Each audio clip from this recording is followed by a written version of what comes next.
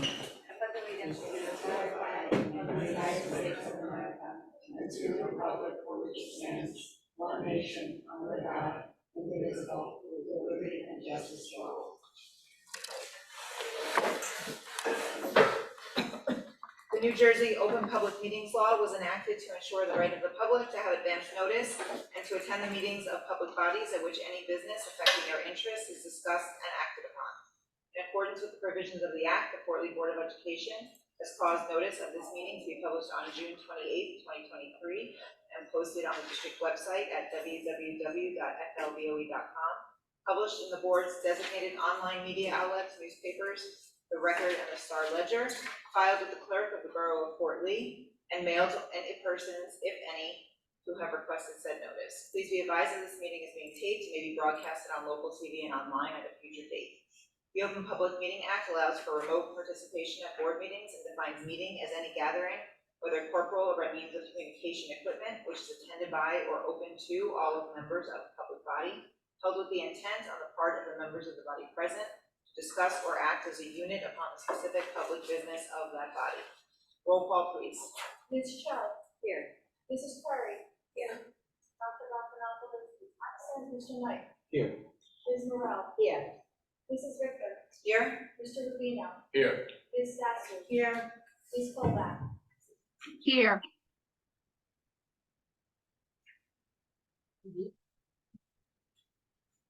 The board will be convening to executive session to discuss legal, personnel, and other confidential matters. The board will reconvene into public session at approximately 7:30 p.m. May I have a motion to go into executive session? Motion. Second.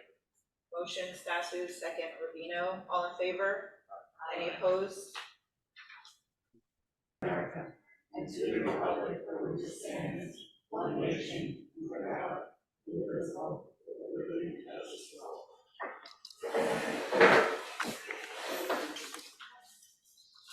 The New Jersey Open Public Meetings Law was enacted to ensure the right of the public to have advance notice and to attend meetings of public bodies at which any business affecting their interests is discussed or acted upon.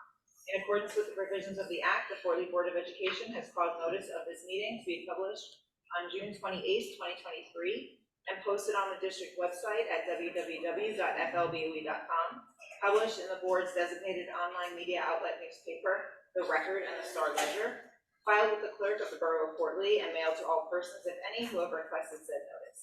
Please be advised that this meeting is being taped and may be broadcasted on local TV and online at a future date. The Open Public Meeting Act allows for remote participation at board meetings and defines meeting as any gathering, whether corporal or by means of communication equipment, which is attended by or open to all members of a public body, held with the intent on the part of the members of the body present to discuss or act as a unit upon the specific public business of that body. Roll call, please. Ms. Cho. Here. Mrs. Curry. Here. Dr. Raffinopoulos is absent. Mr. Knight. Yes. Ms. Morrell. Here. Mrs. Richter. Here. Mr. Rubino. Here. Ms. Stassi. Here. Ms. Colback. Here. The board convened executive session at 6:30 p.m. today to discuss legal, personnel, and other confidential matters. Dr. Kravitz, will you begin by sharing the superintendent's report? Good evening. Thank you, everybody, for joining us this evening, whether in person or online. Today was our first day back for all of our staff. We held our convocation at our Fort Lee High School, and we were very happy to see everyone's smiling faces. Thank you to Papatonian Foods for a delicious breakfast, and for Renaissance Learning and Cafassos for the lunch for all of our teachers and staff. So a lot of information shared with everyone this afternoon, and we are confident that this will be an excellent school year. We have many students who have earned their academic honors for the College Board with 3.5 or higher GPA and outstanding performance on the BSATs, as well as AP exams. They are Alexandra Gorlov, Ava Colombo Walzer, Esteban Calvo Cruz, Gabriel Talapian, Maria Jose Mataron, and Pablo Montalegre. Thank you for all the teachers and staff who attended this afternoon. It was great to see everyone. A few important updates. The preschool program located at 308 Tom Hunter Road has gone through a few delays. We've communicated that with the parents over the weekend and this morning with any questions. It will approximately be a 2 to 3 week delay. We expect to be in that building as soon as possible.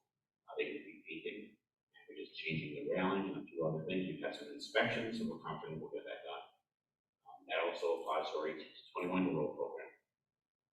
The other main questions that we keep getting were air conditioning. And Ms. Messery, if you want, I'm gonna start with a little bit, and then you can probably add to it if you don't mind. So middle school, the unit ventilator replacement, was submitted to a ROD grant.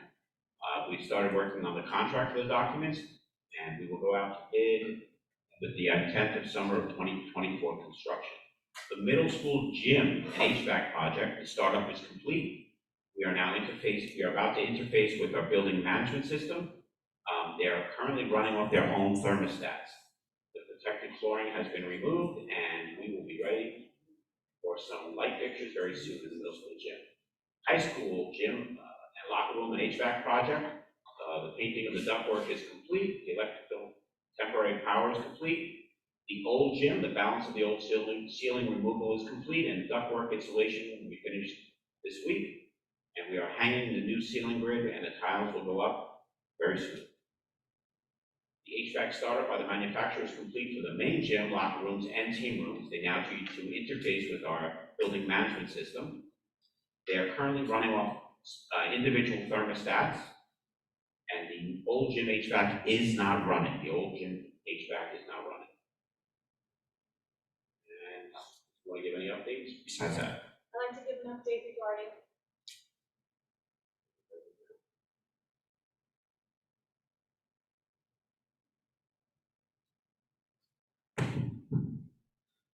regarding the media center in the high school. 3 of the units are down. We do have 4 units on order for there because they're all old. There's 1 that's up and running, so hopefully within the next couple of weeks we'll have all those units replaced.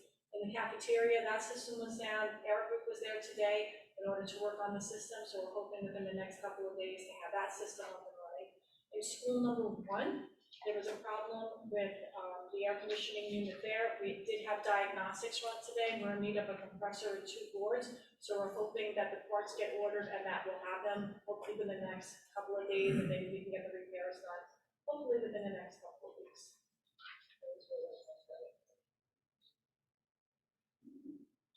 There were some questions about the middle school gym, the intermediate school where we are. As of last year, everything was repaired from our understanding, as well as the cafeteria at the high school. They were there today. So we should be fully operational in most of the buildings except for the ones that Ms. Messery has described. Just a reminder, the middle school academic wing, that was the one that we budgeted for this year. That work will be completed by the summer of 2024. That's the only area that we are missing. There are some classrooms in the high school that have older units that are still operational. We will be switching those out as well. Thank you. Thank you, Dr. Kravitz.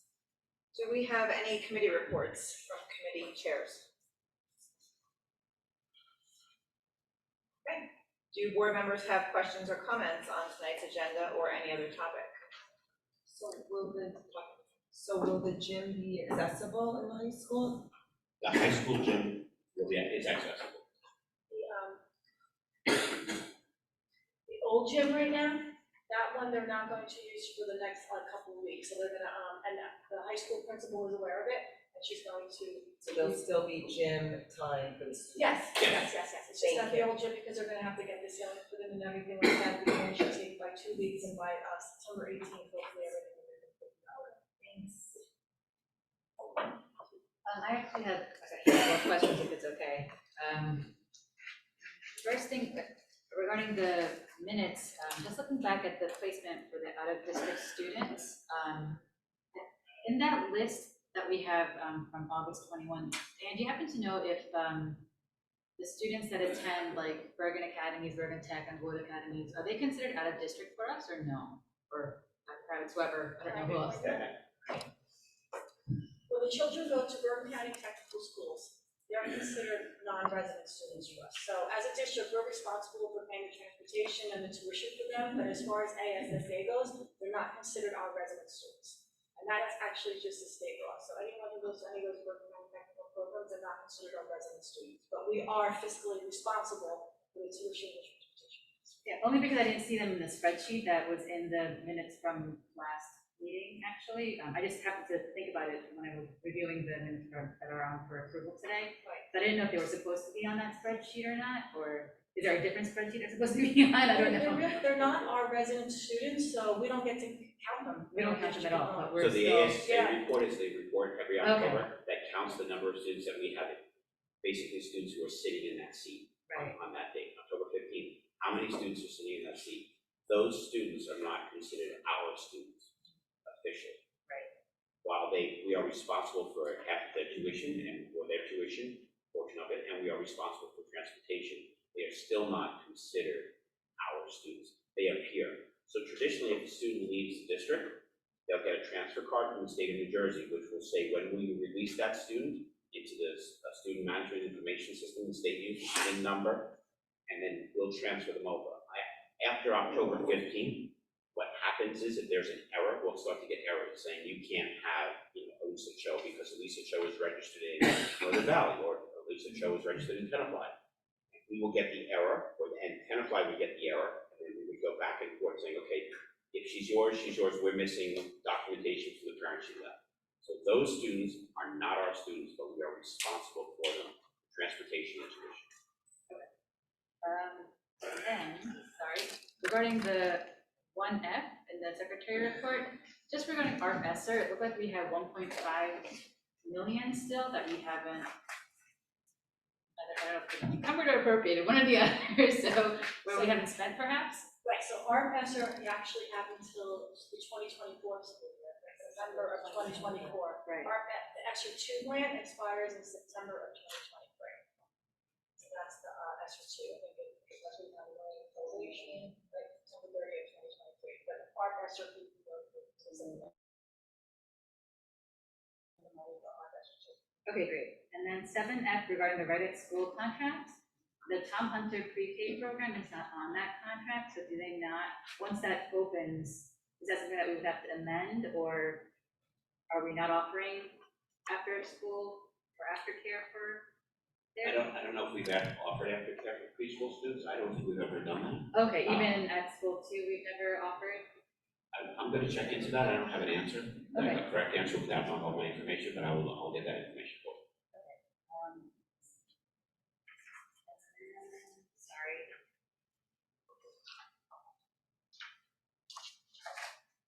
Regarding the policies, just one POL, any particular, I couldn't find if we have the similar type of policy for that first one for the other schools, or is it just specific to school number 3?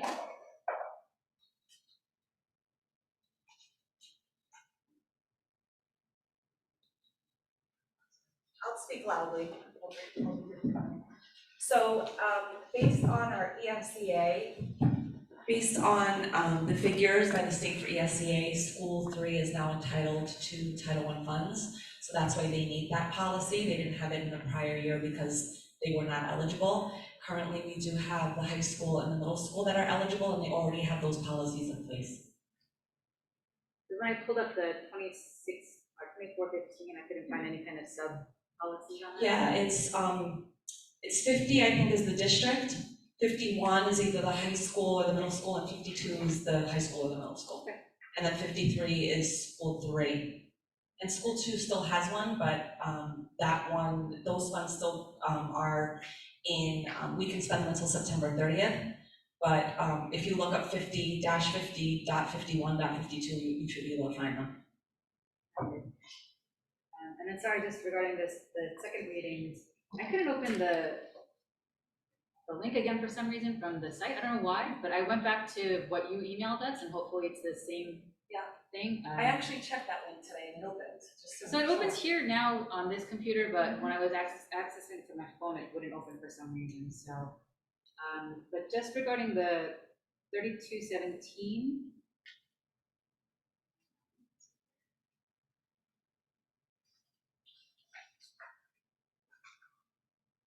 Page 202, we are taking or getting rid of any teaching staff member employed by the board bound to have violated this policy may, blah, blah, blah, and then we got rid of and may be dismissed. Is that something that wouldn't be able to be a conclusion if a staff member were to, I guess, violate the use of corporal punishment policy? I don't know if that's the intent or not. I'm sorry to get to email you this question. No, that's okay. I'll look into that and get back to you, but there are other policies that govern that, so we would still follow, Right, whatever else. we I would don't still know what follow the incremental disciplinary procedure that we have. So typically that's what we would do, but I will take a look at that language and I can definitely email you about it. Okay, then just a couple more, sorry about that. So the attendance, for the 5,200, it says, teachers will provide missed assignments only when the student's absence is verified by a parent within 5 school days of the absence. So that still means though that if like somebody's absent for a day, they can still get the missed assignments, is that correct? Or Yeah, the parent, it has to be requested. right, okay, from the parent. And then it also says in that same policy, 2 or more consecutive absences will require a written letter from a doctor. If it's due to illness. Right, if it's student illness, so like our policy, it's over 100.4 fever, but you know, a lot of times viruses can be for 3 to 5 days or whatnot, and I don't know if it would make sense to make that like more than 2 days or more than 2 consecutive days, if that makes sense, because you know, if usually fevers spike at like 5 p.m. and then they have it consecutively for 2 days, you know, it just wouldn't make sense for a parent to go to the doctor on that second day to have to get that notice, if that makes sense. So would it make sense to say more than 2 days? Sometimes the doctors tell you not to even come in. Yes. Exactly. So, Actually, Elisa, they had changed it to 1 day. right, so I'm just wondering if it makes more sense, like, because then. Well, I mean, I would defer to the board policy committee, we discussed it, regarding that language. It used to be that a doctor's note was always required, for any absence due to illness, so now the student due to illness can be absent once, and at that second absence, in order for it to be excused, it would require a doctor's note. Students can have up to 18 absences. But I will definitely defer to the policy committee to discuss that again, if that's something that they would like to discuss further. Okay, and then on page 9, it says, number 4, the cumulative unexcused absences of 10 or more, a student between the ages of 6 and 16. I don't know if that's a reference to the law or not, but should I say 5, because donor students are at 5? That's the law. Okay, so it's just the law that says 6, okay. And then regarding testing, it has to be a parent who asks for the test to be made up, or there was something about testing and the parent has to verify, I guess it was the word. Sorry.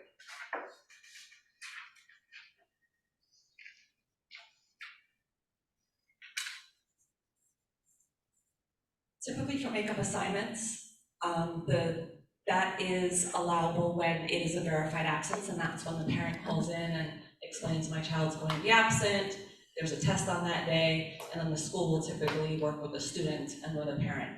So then if it's not verified, then there wouldn't be makeups, I guess, offered, or? It has to, yes, it has to be requested. But I know that the school will work with the student. Yeah, and then I think my last question is just based off the health services for athletes. It looked like it was an exam at least 365 days prior. Is that correct, or?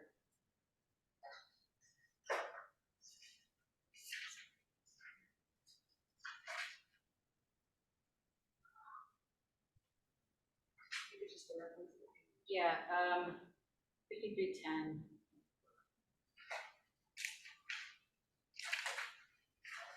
Regarding the health services policies that are on, those recommendations came in through Staff Strauss estimate based on updates that were made to the code. Yeah, I just want to make sure it wasn't a typo or something like that. It looked like it was just like typed in that portion, so. It's 50.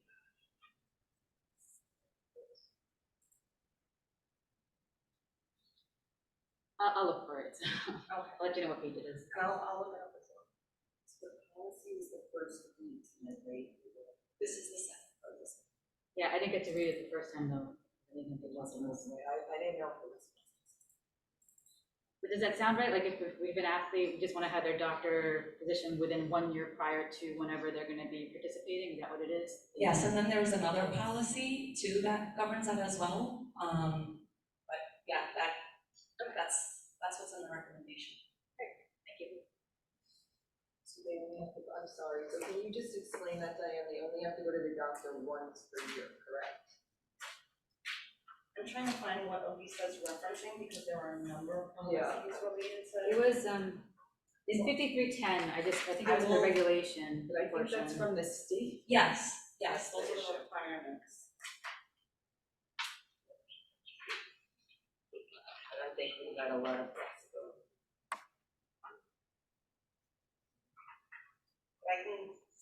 I'll review it now.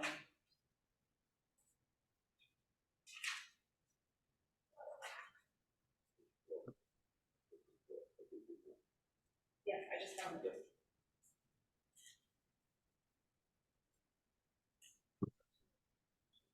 And then we'll do, trust us. So I think Ms. Claire, I think you're gonna get back to her and then. No, I will, I'm going to look it up right now. Thank you. Sure. Are there any other questions from board members?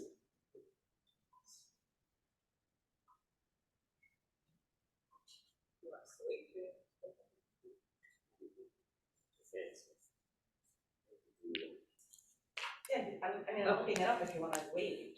Yeah, oh, I didn't know if she felt comfortable voting if she didn't understand it. I'll look at it before we vote. Okay.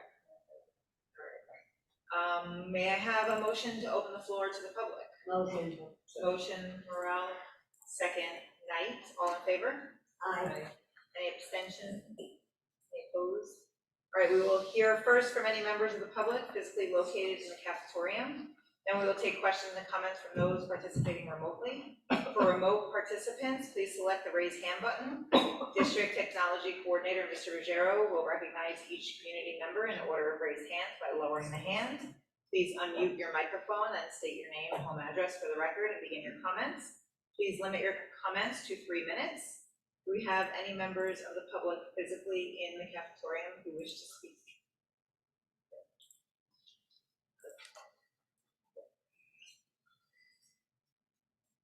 Hello, my name is Michelle Perez. I live at 555 North Avenue. Because the last meeting went really long, I actually have a question from what was on the agenda last time. Is that all right if I ask it today? Okay. So forgive me, I'm not very familiar with this, but the New Jersey QSAC results, I was trying to read about it. I noticed that passing score is 80, and we got an 82 for construction, I believe. I was just wondering why it was so close to the passing and not higher like the other ones. Were we missing something? I don't know. That's why I'm asking. I just wanted to understand that score better. Any question or? Basically, yeah. And I mean, if you say something, if I can ask to clarify, but that was basically my question. So the QSAC scores of 82, so QSAC scores in instruction and programming, those two components, that area, that domain. We get what's called a DPR, which is a district performance review. We indicate where we think we fell, and then the state evaluates it. A lot of that particular domain is reported from the state itself by test scores in various grade levels and on the different assessments. Right? So you have the science assessments, the NJSLA, math, and language arts.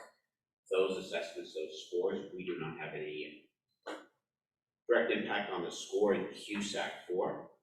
Other things that get evaluated, including our instruction, our curriculum, so they will evaluate each domain in the curriculum. So if they look at our science, they look at mathematics, they look at language arts, they look at world languages, they look at visual performing arts, and then indicate, they have to have indicators of where we are doing 1 to 0, or 2 to 3, 4 points, for example. And if we score well in those areas, most of the scores that were not performing, we can take the cohort of our group. So districts that are in a similar socioeconomics, they'll look at those scores and growth for students. So that's where we lose a lot. And a lot of districts the same way, I will tell you. And we won't know that until after the assessments come back. So for example, we'll get the assessments in April or May.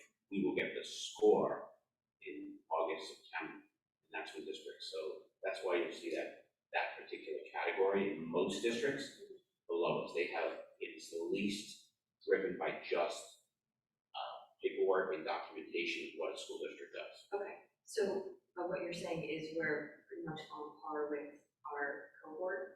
I'm saying to you that in some of our scores, we did not perform as well as other districts, Okay, and we did well, but again, the scores are set by a category. There's a whole calculation. I don't know if you know the calculation.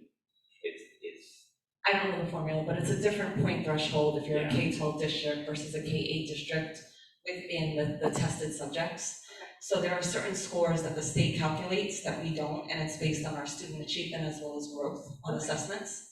And also the other score that gets affected by that is our chronic absenteeism and graduation rate. So those are scores that are given to us by the state based on that data. The other scores, as you say, we get based on other curriculum areas. okay. Is there any, okay, so this is mostly student-based, is that right? Or?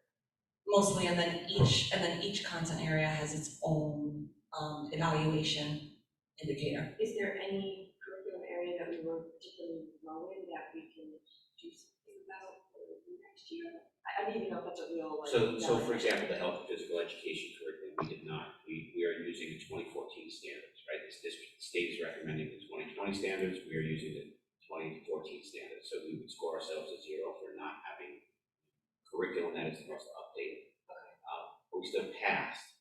But again, some of those other category indicators are test scores, which while we can say we can implement programs and try to work with, it really comes back to the state's formula and indicating how well the students do in cohort of schools. Okay, and actually about that, I was reading an article that we had to pass that by last year according to Murphy's administration. Do we know what the fallout from not passing that already is by that deadline last year, if there's any?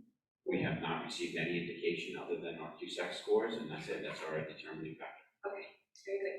Thank you. You're welcome.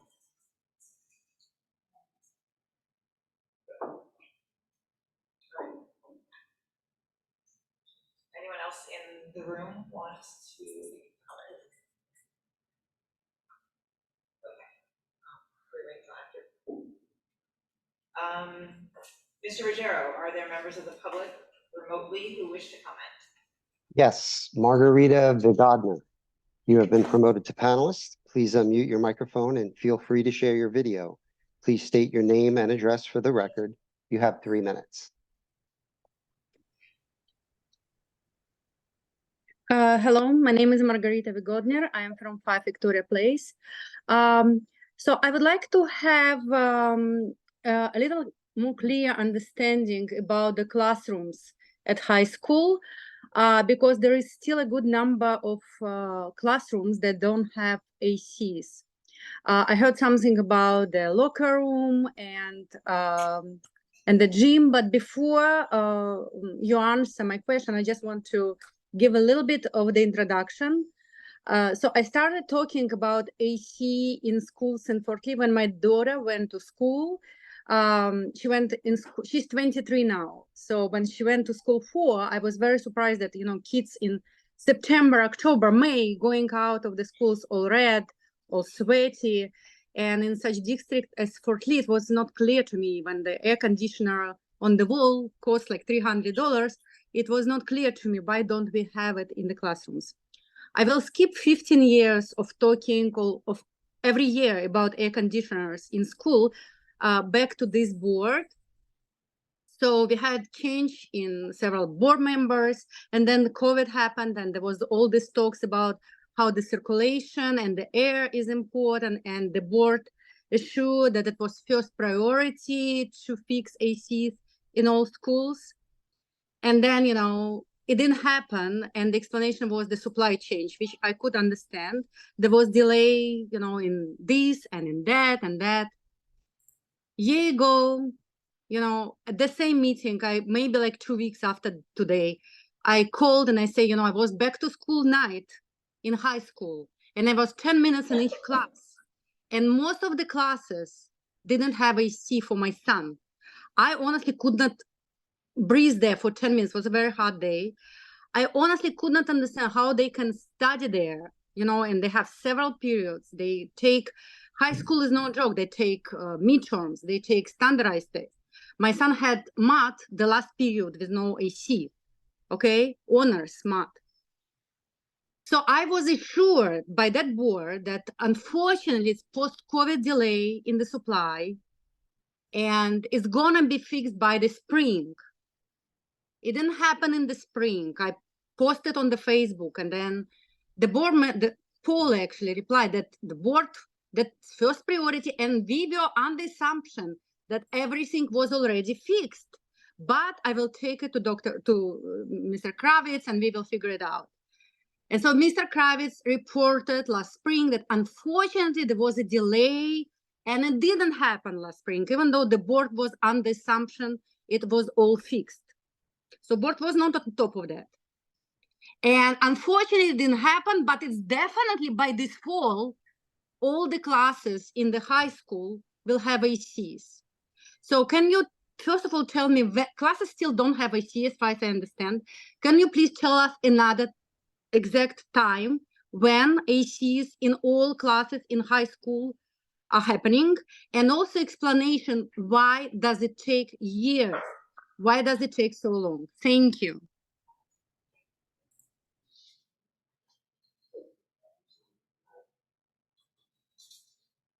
So just to clarify, I'll go through every building there. We started about a year and a half ago for a lot of projects. Right before I arrived, those projects, I believe, was a total of $5 to $6 million in air conditioning throughout the district. So going through each school, school number one has complete VRFs, which are ventilation systems, as well as air conditioning. Currently, there is one unit now that has gone down at school number one, which is a year old. And that unit has gone down, and we're waiting for a determination by Fujitsu when that part will be in. There's a chip that's missing. At school number two, air conditioning was done before that, is my understanding. But we have not been told of any non-rooms being air conditioned. The entire school is air conditioned. School number three was completed about a year ago, and we have been told that everything is operational. We have seen it operation. School number four was completed prior to my arrival again, and that has been operational, and we have received no complaints.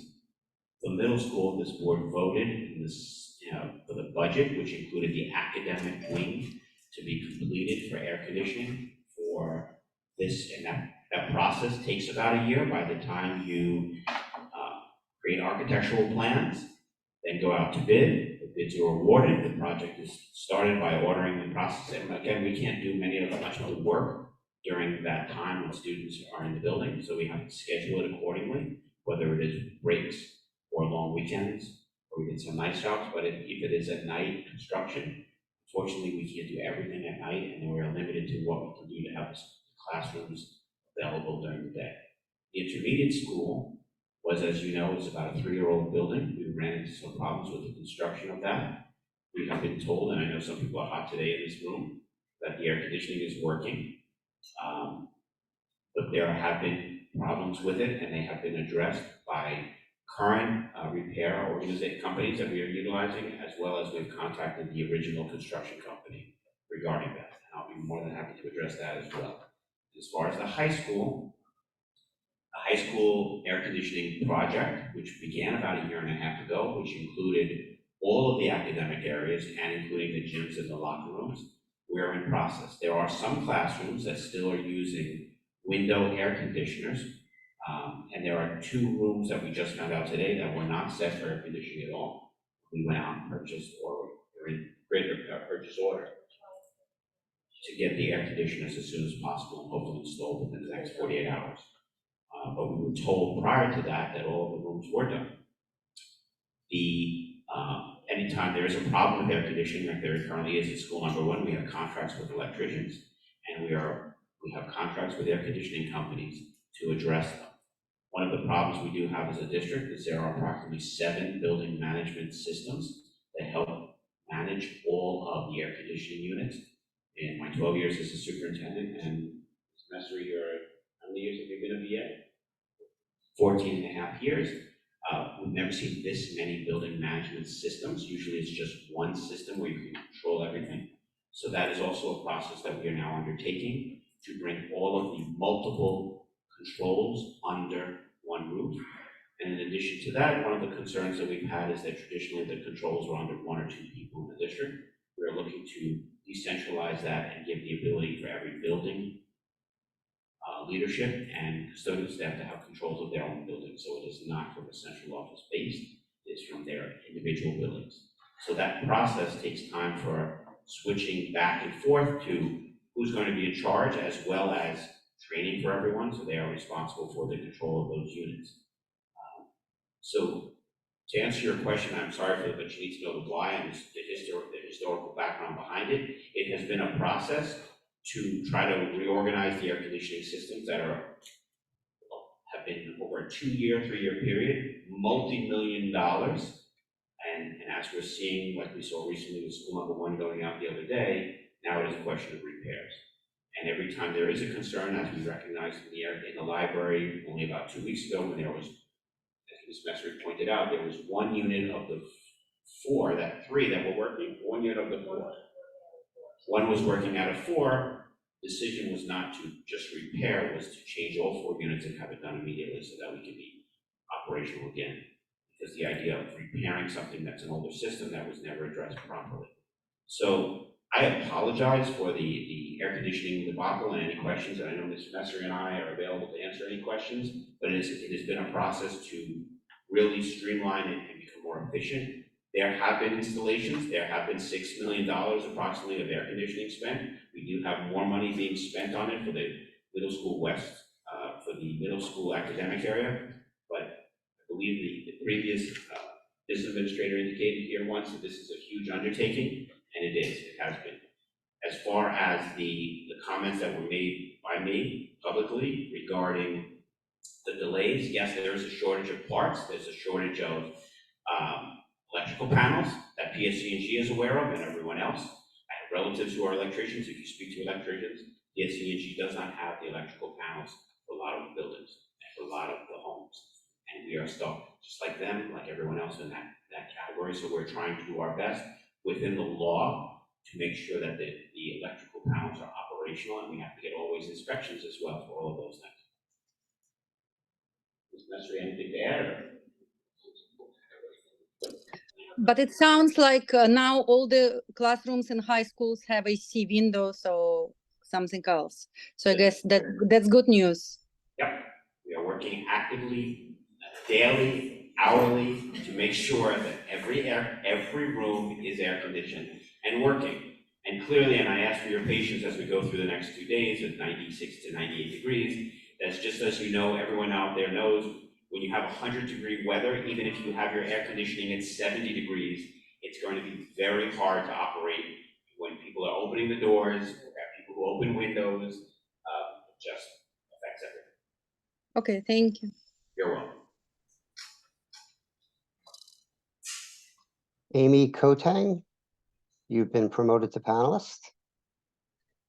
Please unmute your microphone and feel free to share your video. Please state your name and address for the record. You have 3 minutes.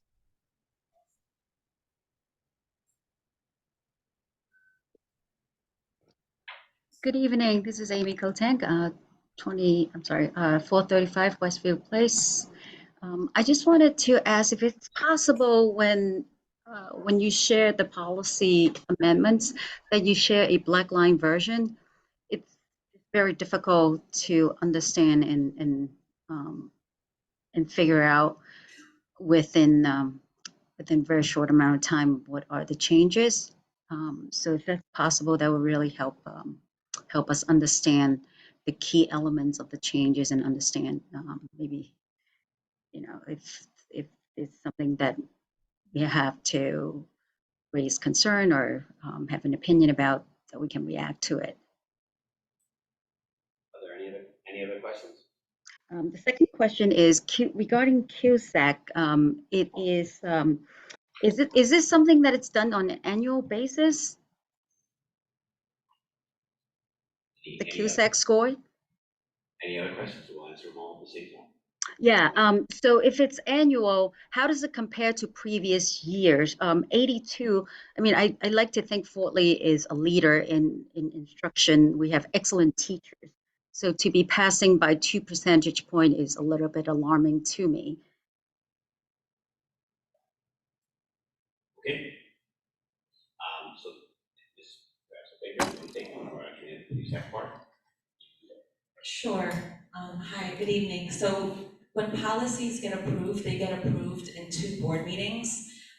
For the first meeting is a first read. The second meeting is a second read. For first read, that's when we post the policies that show the changes that have been made from Strauss-Esme, from the, I guess, old version to the newer version. So the attachments on first read will typically show the changes from Strauss-Esme, that you'll see them in bold and you'll see language that is stricken. So that's with regards to your policy question.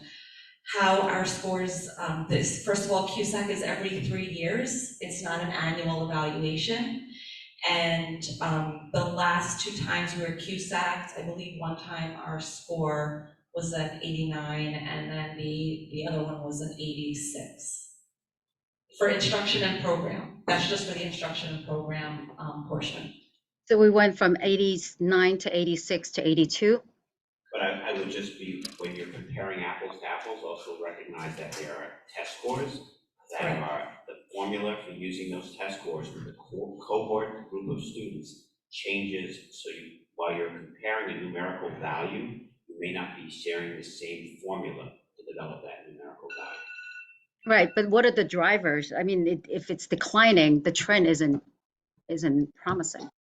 So you can take those drivers to say you would do comparisons to other districts and see some type of some other declines as well as a driver. If NJSLA scores are a component of that CUSAC in instruction and programming, and you see those scores dropping in other districts as well, that's a driver, right? So as an example, the state recently just changed the cut score for the ELA math, the NJSLA scores.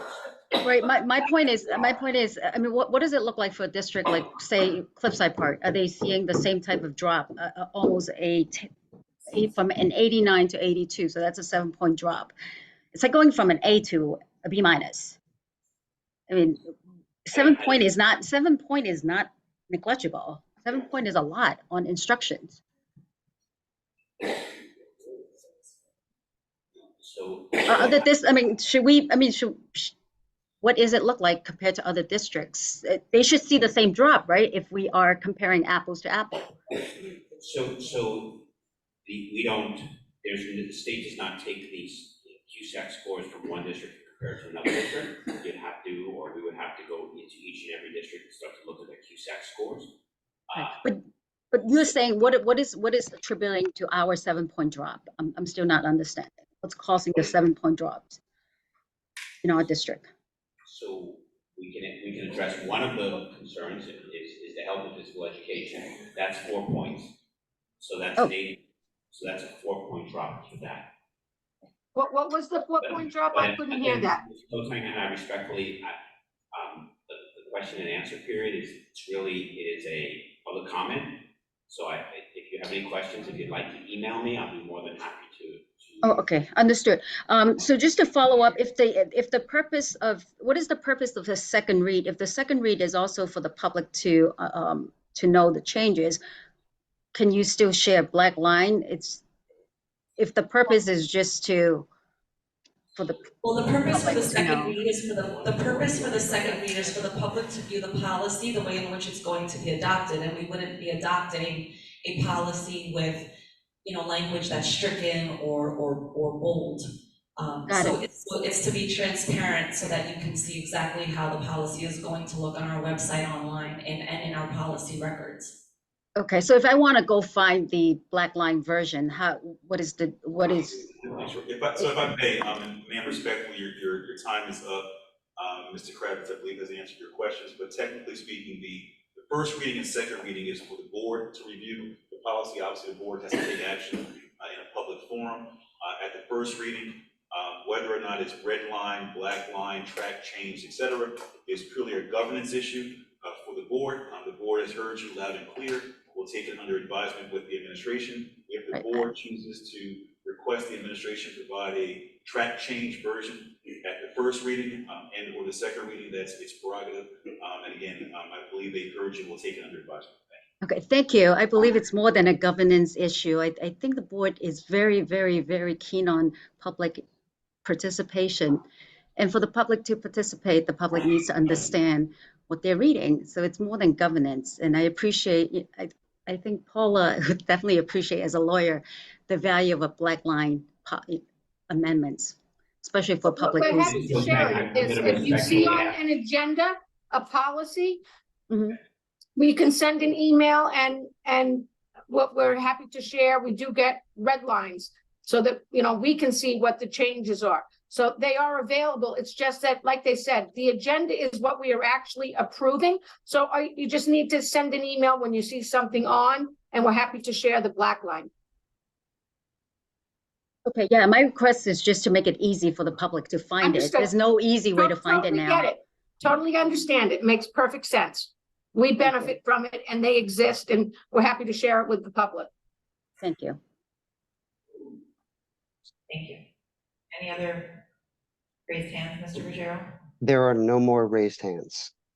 May I have a motion to close the floor to the public? Motion. Motion, Second. no. Second, Colbeck. All in favor? Aye. Any Aye. opposed, abstentions? Okay, before we move on to resolutions, I believe Ms. Baker has an explanation for Ms. Cho on her question.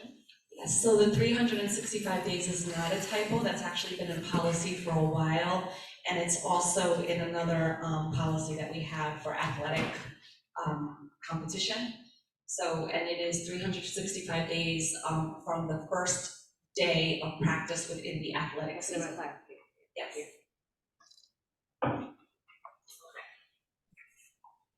For agenda items 1B through 3B, we also have two walk-ons, 4B and 5B.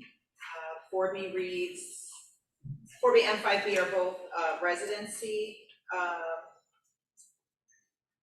hearings that we had during executive session. So they are both to permit students to continue enrolled in Fort Lee Public Schools. 4B is for student ID 7319-586-275, and 5B is for 1700-292-071. And those are both to permit the students to continue being enrolled in Fort Lee Public Schools. So, yeah. So may I have a motion to approve items 1B through 5B? Second. Motion Stasu, second Morel. Roll call, please. Ms. Cho. Yes. Mrs. Curry. Yes. Mr. Knight. Yes. Ms. Morel. Yes. Mrs. Richter. Yes. Mr. Rubino. Yes. Ms. Stasu. Yes. Ms. Colback. Ms. Colback. Yes. Thank you. May I have a motion to approve items 1F through 11F? What happened to CUR? Oh, I'm sorry. Sorry.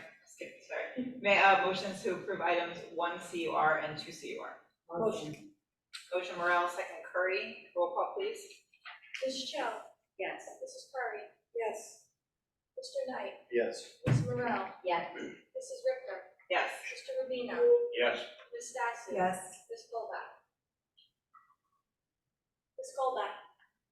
Yes. May I have a motion to approve items 1F through 11F? Motion.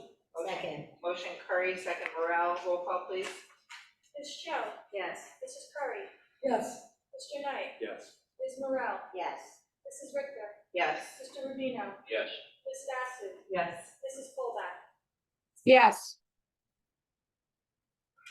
The next items, we have 1P through 25P. We have a walk-on, 26P, for the appointment of cheerleading advisor at the high school.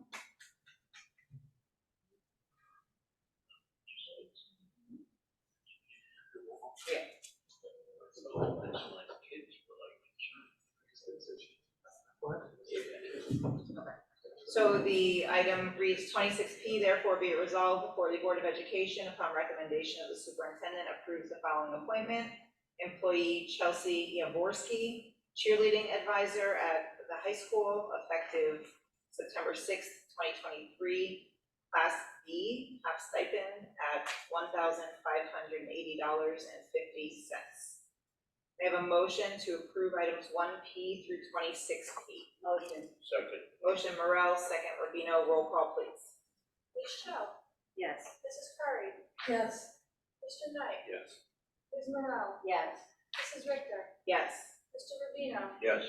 Ms. Sasso, Yes. Ms. Colback. Yes. May I have a motion to approve items 1 POL and 2 POL? Motion. Second. Motion Morel, second Curry, roll call please. Ms. Chow, Yes. Mrs. Curry, yes. Mr. Knight, Yes. Ms. Morel, Yes. Mrs. Richter, Yes. Mr. Rubino, Yes. Ms. Sasso, Yes. Ms. Colback. Yes. Is there any old business? Actually, just talking about the high school media center, did we ever figure out what the egress issue that was there? Currently, the egress still is at 49. That's the maximum number of students we're allowed to worry. Individuals, I should say, not students, individuals who are out. So no, we have not done anything with that egress yet. But we are limited to the number of people in that room at the same time. Is there any new business? I just wanted to say good luck to all the students and the parents and the teachers and the nurses and the administration and the paraprofessionals and substitutes and everyone involved in the district. And parents. I feel privileged to be sending my son to the high school, and I'm just wishing everyone happy and healthy and successful here. Second that. May I have So I received an email from a community member about getting a scoreboard for the middle school baseball field where our varsity and JV team play. I forwarded on to Robert and hopefully he will look into it because I do think it's long overdue to get a scoreboard there. And maybe you could report back, you know, whether it's something that's doable in our current budget. I understand the cost is about $10,000, but I didn't do any independent work on it. So I just wanted to put that out there for everyone. I didn't copy everyone when I forwarded forwarded the email on to you. Yes. But I do received think it's a today. good idea. Yep. Got it received today and we're looking into it. May I have a motion to adjourn? Motion. Motion. Second, Morel, all in favor? Second. Thank you for coming out.